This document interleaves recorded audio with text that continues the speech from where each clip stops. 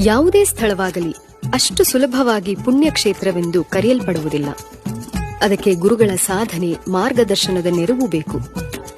ನಿಸ್ವಾರ್ಥವಾಗಿ ಪರರ ಚಿಂತನೆ ಮತ್ತು ಹಿತವನ್ನು ಬಯಸುವ ಮನಸ್ಸು ಬೇಕು.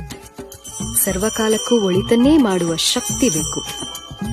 ಈ ಪುಣ್ಯಕ್ಷೇತ್ರಕ್ಕೂ ಬೆನ್ನೆಲುಬಾಗಿ ನಿಂತ ಒಬ್ಬ ಶ್ರೇಷ್ಠ ಗುರುಗಳಿದ್ದಾರೆ. ಅವರು ಯಾರು ಅಂತ ನಿಮ್ಗೆ ಗೊತ್ತಾ?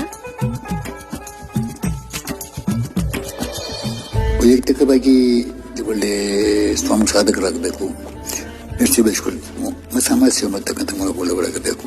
ವ್ಯಕ್ತಿ ವಿಕಾಸ ಮತ್ತು ಲೋಕ ಸಂಘದ ಕಾರ್ಯ ಹೋಗ್ಬೇಕನ್ನಿಸುವ ತತ್ವ ಇವತ್ತು. ಮನುಷ್ಯ ಮತ್ತೆ ತಾನು ಇವ್ರ ಬಗ್ಗೆ ಮಾಡಿದ ಸ್ವಚ್ಛ ಆಗಬಾರ್ದು, ತನ್ನ ಕೈಲಾಗುವ ಸೇವೆ ಮತ್ತೆ ಮಾಡ್ತಕ್ಕಂಥ ಮಾಡಬೇಕಂತಷ್ಟೇ. ಸಿದ್ಧಗಂಗೆಯ ಪ್ರಕೃತಿ ಸೌಂದರ್ಯ ಅನೇಕ ಸಿದ್ಧಿಪುರುಷರನ್ನು ಆಕರ್ಷಣೆ ಮಾಡಿದೆ. ಹಲವು ಸಿದ್ಧಿಪುರುಷರು ಇಲ್ಲಿಗೆ ಬಂದು ಇಲ್ಲಿಯ ಸುಂದರ ಗುಹೆಗಳಲ್ಲಿ ಅನುಷ್ಠಾನ ಮಾಡಿ ಈ ಕ್ಷೇತ್ರವನ್ನು ಇನ್ನಷ್ಟು ಪುನೀತವಾಗಿಸಿದ್ದಾರೆ.